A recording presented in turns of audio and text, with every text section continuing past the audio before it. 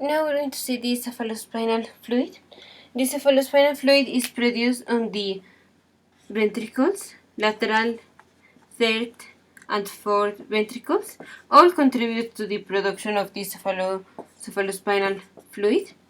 Some ventricles more than others, but each one produces to this cerebrospinal fluid. The ventricles and this central spinal canal are lined by ependymal cells. These ependymal cells are simple, ciliated, columnar cells. In the apical surface, they have cilia and microvilli.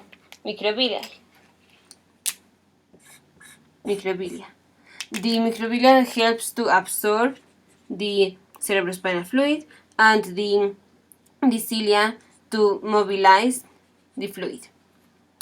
The modification of these ependymal cells, called choroid plexus, these modified ependymal cells are the one that produces the cerebrospinal fluid. The others are just lining there the ventricles and mobilizing and absorbing the cephalospinal fluid. We produce like 90 to 150 milliliters of we have 90 to 150 milliliters of cerebrospinal fluid, and we produce like 400 to 500 milliliters per day of cerebrospinal fluid. Now, the concentration of electrolytes in the cerebrospinal fluid is isotonic. The osmolarity is isotonic, around 290 milliosmoles per liter. The concentration of sodium is the same as for the bloodstream, around 138 milliequivalents per milliliter.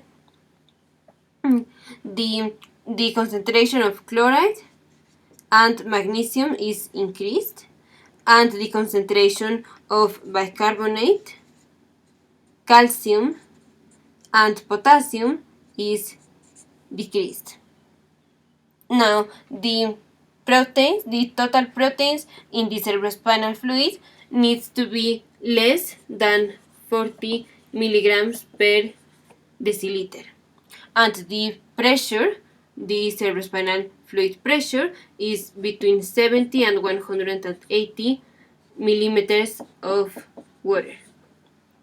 The gamma globulins represent only the 3 to 12% of the total proteins.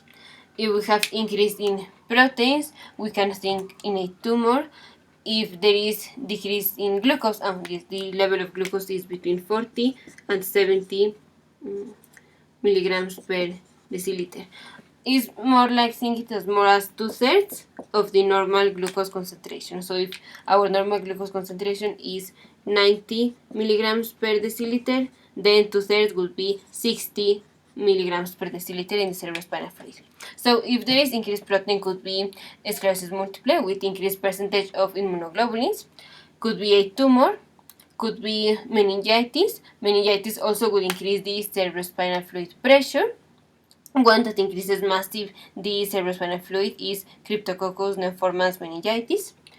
And depending on the meningitis, the type of meningitis, for example, if it is due to bacteria, then the bacteria will consume glucose, and so we have decreased glucose, increased proteins, increased polymorphonuclear cells. If there is a fungi, we have decreased glucose, increased proteins, increased lymphocytes, more than polymorphonuclear cells. If there is Listeria monocytogenes, this is an exception in which there are more lymphocytes than polymorphonuclear cells. And if it's a viral meningitis, usually there is no change in the glucose and just mildly elevated the pressure, and the proteins mildly elevated, and sometimes a slightly increase in lymphocytes. So the cerebrospinal fluid concentration, the osmolarity is the same, but the concentration of electrolytes could change.